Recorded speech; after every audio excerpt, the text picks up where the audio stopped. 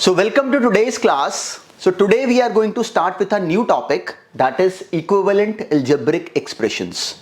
So as the name suggests, we are going to deal with algebraic expressions, and specifically we are going to simplify them by first understanding the addition, subtraction and multiplication of these expressions. So just listen to the theory part first and then start attempting questions by yourself. So if I take math as a building, then that building actually has many pillars to support upon.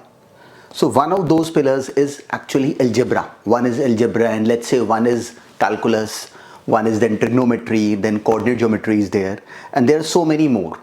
So one major pillar is actually algebra. And in algebra, this term polynomials we might have actually faced for so many times. So let's just first understand that what is the meaning of a polynomial actually. So polynomial can be of a single variable. Variable means the unknown term, like x is there, or it could be y, or it could be z. There could be so many variables in an expression.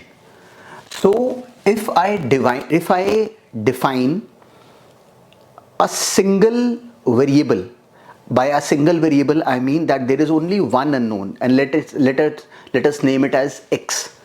So if I define a polynomial with a single variable, that is x, it could be somewhat of this kind. Now this is the coefficient a naught. A and the zero over here is a subscript. It is just written beneath this a, and it is just a single number a naught, and this is another number a1 multiplied by x to the power of n minus 1 plus a2 multiplied by x to the power of n minus 2. Now this is x and this is n. This is x and this is n. Don't confuse with my handwriting. Similarly, if I just take it to the end, it is, let's say, a n minus 1 x multiplied by x plus a n. Now this is a polynomial. So a polynomial specifically means an algebraic expression in which each variable has the power which is a natural number or zero. Each variable, in this case the variable which is there in all these terms, we can see that the only variable in this expression is x.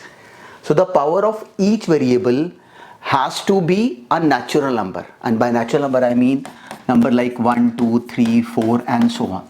These powers, these n's, are to be the number n. Let's just actually take this n over here. So this n has to be a natural number. Like this n can be 5, 6 and whatever. This n cannot be 5.4. It cannot be any other number. It cannot let's say any irrational term. I'll just give some expressions, some examples. Let's say 2x cube plus 3x square minus 5x plus 1. This is a polynomial. Why? Because we can see that these are the coefficients, 2, then 3, then 5, and we are not bothered with these coefficients. These coefficients can take any term. I am only concerned with these powers, the power of this number x. It has to be a natural number. It has to be 1, 2, 3, 4 or any other number bigger than this, 5, 6, 7, 8, but it has to be a natural number. It cannot be negative. Now this is a polynomial. Now let's see some other example. Let's say x to the power 5 and there is a half outside minus square root of 2 x to the power 2 plus 1. So if someone asks me whether this is a polynomial or not, so my straightforward answer would be this, that yes, this is a polynomial. Why? Because these coefficients which are multiplying with the x term, these coefficients can take any value. They can be square root, they can be negative, positive, whatever. We are only bothered about the type of this expression. The power of x, the power of the variable term, which is in this case x, has to be a natural number. So over here this is 5, over here this is 2, this is 1, which can be written as 1 multiplied by x to the power of 0.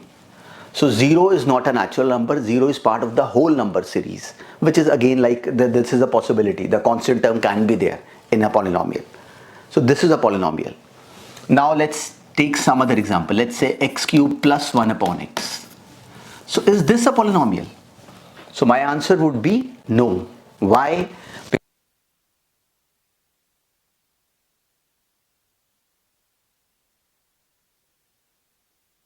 Powers are not acceptable for this expression to be called a polynomial.